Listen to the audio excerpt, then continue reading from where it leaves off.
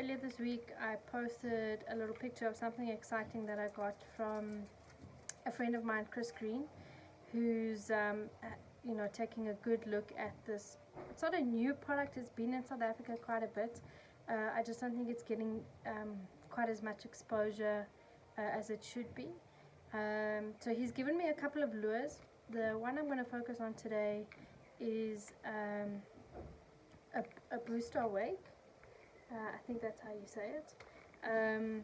So it's like a little creature bait. It's got the little paddle tail type deal.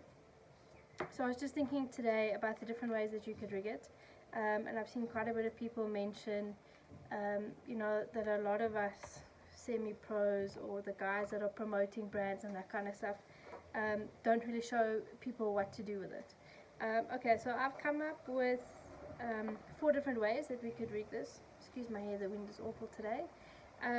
One is a Ned rig. So I've taken a little Ned rig head. Mine's got the little little wires to make it weedless, and so I think it might be a little bit heavy, as you can see. So as I've explained before, you can just cut the bait a bit. You can bite it or just cut it and then put it back on, but I think this is a good rig to go with. It's definitely something I'll be trying in the future. And then another way is, which is what it's actually made for, is on like a swim jig head. So you get quite a few kinds, guys, especially with the paddle tail type lures. It goes on a little swim jig head. So I've got some of these. Storm originally made these. I've had them for yonks. It's also got the little weedless guide or brushes. So there's the lure, and obviously it's got these fins, so you can choose whether you want them on top or below. I'm going to go with mine at the bottom, and then obviously just feed it on.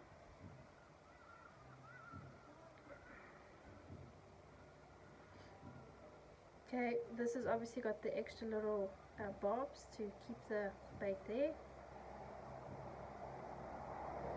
Feed it on quite a bit, and then that's what we're looking like. And like, it's got a little paddle tail. You can obviously turn it the other way around if you like. It's quite a heavy head. You can also bite the actual point of the lure off if you want to get it closer and you want a little less tail action. I like the tail action, as you can see, nice and bouncy. But guys, I know that a lot of the more recreational guys don't want to be spending a ton of money on different I'm going to say methods, if you want to call it that, or different types of let's call it accessories. Let's be girly and call it accessories. So these heads are quite expensive. They are painted like metallic, and they've got the 3D eyes. So I think a pack of these retails at just over 100 rand.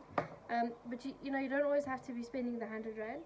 You can buy yourself a good old ball head jig head. They are cheap as chips, guys. This is obviously unpainted. I've just gone and put a bit of effort in mine, and I didn't use fancy airbrushes or whatever, guys. I just used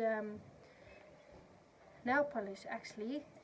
So I started off with a white base, and then I just added a bit of a pink coat on it. And then you can buy these little eyes, stick-on eyes, also cheap as chips. You can get them at any of your fishing stores. I think I paid 20 for a whole bunch.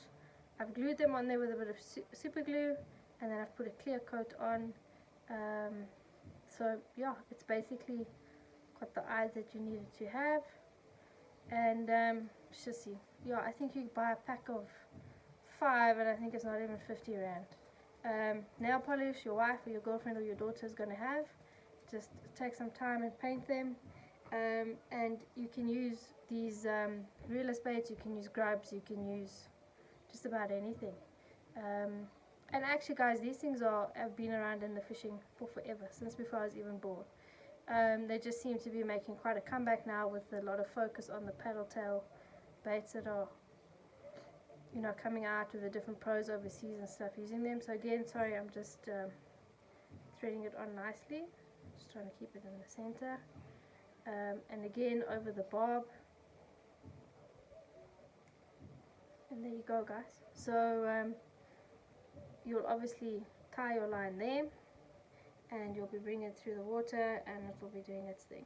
What's also great is obviously when it's sinking, it's going to lie on its head, and you can obviously do it super slow with your little drop shot or Ned rig setup, a light spinning setup, and just bring it along the bottom, or just straight reel it through, pause, reel, twitch. Remember guys, no fish swims in a straight line, and no bait fish swims in a straight line. So it's always a good idea to give it a bit of a twitch, let it fall, let it come back up real fast, slow down the retrieve, fiddle around until you get something, until you find what's creating that reaction bite, or the reaction to the bite.